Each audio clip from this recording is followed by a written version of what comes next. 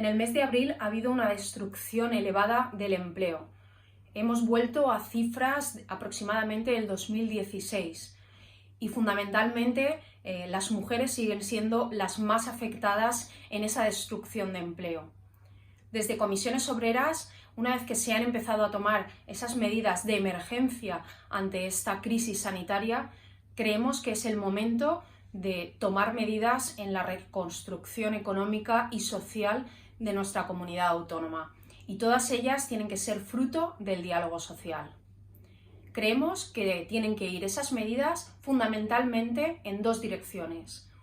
Una, en el refuerzo de las políticas activas de empleo, la orientación, la formación, los planes integrales de empleo, y en la otra línea tiene que ir por el impulso en la creación de empresas, el mantenimiento de tejido productivo, la reconversión de algunas empresas y sobre todo la apuesta, por ejemplo, de sectores como la industria, la innovación, la tecnología, una apuesta decidida para que se pueda crear ese trabajo decente que necesitamos en nuestra comunidad autónoma.